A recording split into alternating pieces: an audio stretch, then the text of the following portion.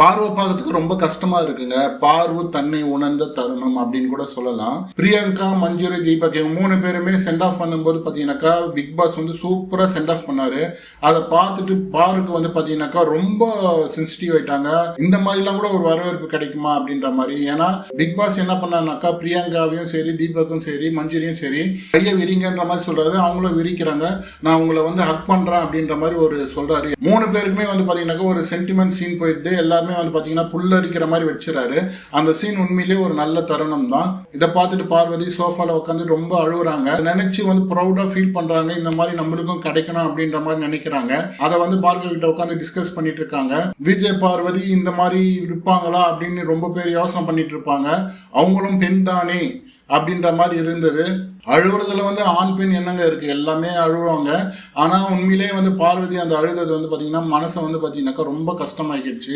அவங்களுக்குள்ளேயும் வந்து ஒரு ஈரம் இருக்கு, அவங்களுக்குள்ளேயும் வந்து பாத்தீங்கன்னாக்கா ஒரு மனசு இருக்குன்றதை வந்து நிரூபிக்கிறாங்க. இதே விஜய் பார்வதி சாஃப்டா ஹேண்டில் பண்ணாங்கலாம் கூட நல்லா இருக்காது. அவங்க போற போக்கிலே போனதான் நல்லா இருக்கும். ரொம்ப சாஃப்டா போயிட்டாங்கன்னாக்கா பிக் பாஸ் பார்க்கறதுக்கே நல்லா இருக்காது. அவங்களும் வந்து பாத்தீங்கன்னாக்கா சீக்கிரமா எலிமினேட் ஆகிறதுக்கும் சான்ஸ் இருக்கு. அவங்களோட டெரரா இவ்வளவு போல்டா பேசுறதுனாலதான் வந்து பாத்தீங்கன்னா பிக் பாஸ் பிரியங்கா நேற்று சொன்ன மாதிரி பிக் பாஸ் நகர்த்திட்டு போறா, இந்த ஒரு மாசமா அவளால் தான் பிக் பாஸ் போகுது அப்படின்ற மாதிரி பிரியங்கா சொல்றாங்க. அமித் பார்கவோட பார்வதி ரொம்ப டீப்பா டிஸ்கஸ் பண்ணிட்டு இருக்காங்க. என்னால வந்து கமருதீன் வெளியே போக கூடாது அப்படின்னு சொல்றாங்க. அந்த பிரச்சனை ஆகும்போது கமருதீன் என்கிட்ட பேச மாட்டோம் தான் நினைச்சேன், வேற யாரு இருந்தாலும் பேசியிருக்க மாட்டாங்க. ஆனா கமருதீன் ரிட்டர்ன் என்கிட்ட வந்து நல்லா பேசுறான், நல்லா பழகுறான்.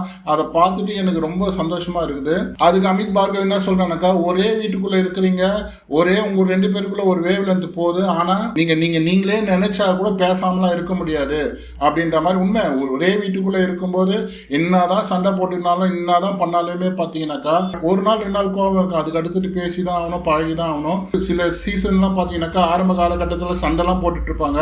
எண்ட் ஆஃப் த சீசன்ல வந்து பாத்தீங்கன்னாக்கா அவங்க தான் டாப் ஃப்ரெண்ட்ஸா இருப்பாங்க, டாப் ரொம்ப ரொமான்டிக் லவர்ஸா இருப்பாங்க. ஸோ அந்த மாதிரி தான் இதுவும். கமருதீனும் சரி, விஜய் பார்வதியும் சரி எந்த ஸ்டேஜுக்கு கொண்டு போறாங்க இந்த ரிலேஷன்ஷிப்னு தெரியல.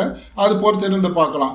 அகைன் வந்து விக்ரமுக்கும் திவ்யாவுக்கும் ஒரு கான்ஃப்ளிக்ட் போகுதுங்க. விக்ரம் என்ன சொல்றாப்லன்னா, நேற்று சொல்லியிருந்தா இல்லைங்களா, ஏன்னா வந்து நான் தூங்கி ஏஞ்சிட்டு வந்தேன், திவ்யா வந்து மேக்கப் போட்டுட்டு இருந்தாங்க, அப்போ வந்து நான் நகர்ந்து போயிட்டு இருக்கும்போது என்ன பாடி நகருதுன்னு எனக்கு பாடி ஷேமிங் பண்ணிட்டு இருந்தாங்கன்னு சொன்னாங்க இல்லையா.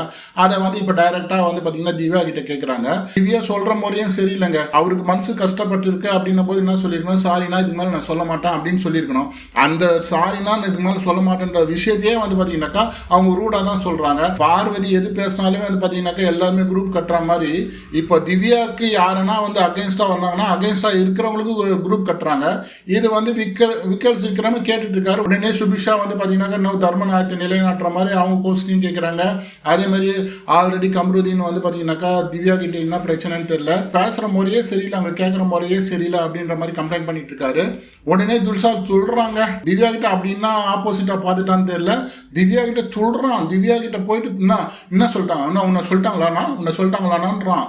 அடப்பாவி டேய், ஃபர்ஸ்ட் வீக் செகண்ட் வீக்குலாம் வந்து என்னடா பண்ணிட்டு இருந்த, 3வது 4வது வாரம் ஒரு மாசமா என்னடா பண்ணிட்டு இருந்த, திவ்யா கிட்ட மட்டும் உனக்கு என்னடா அவ்வளோதாண்டு, நீ எல்லார்கிட்டயும் பண்றா, நீ உன் வீரத்தை வந்து திவ்யா கிட்ட மட்டும் காட்டாதுரா, எல்லார்கிட்டயும் பண்றா. உன் வீரப்ப அப்பதான்டா உனக்கு தெரியும். சும்மா திவ்யா கிட்டே மட்டும் போயிட்டு திவ்யா கிட்ட கூட போறது இல்லை, அவ தீச்சு விட்டுருவா. திவ்யாவை மட்டும் சும்மா சாதாரணமான இல்லை, தீச்சு விட்டுருவா. கிட்ட போனீங்கன்னா நெருப்பு திவ்யா பீச்சு விட்டுருவா. என்னவோ பொண்ணாவோ எகிரின்னு போயின்னுக்கிறான். அவனுக்கு பேட் டைம் ஸ்டார்ட் ஆயிடுச்சு. நல்ல பேரோட வந்தானா சந்தோஷம். அக்கா வந்து முத்தம் குத்துன்னு சுற்றி நிற்கிற ஆள் நீ பேசினுக்கிறியா? என்னடா ஃபுல் அண்ட் ஃபுல் எவ்வளோ கோடி மக்கள் பார்த்துட்டு இருப்பாங்க. இந்த மக்கள் பார்த்துட்டு இருக்கும்போது முத்தம் வாங்கிக்கிற ஆள் நீ பேசினுக்கிற. நீ யார் என்ன பேசுதுன்னு புரியலைங்க. திவாகர் சொல்லுவார் பாருங்க, தகுதி தராத்தரம். அதுதான் ஞாபகம் வருது. ஹாய் மக்களே, அடுத்த வீடியோவில் பார்க்கலாம். அடுத்த லைவ்ல என்ன நடந்தது உங்களுக்கு சொல்கிறேன். நன்றி, வணக்கம்.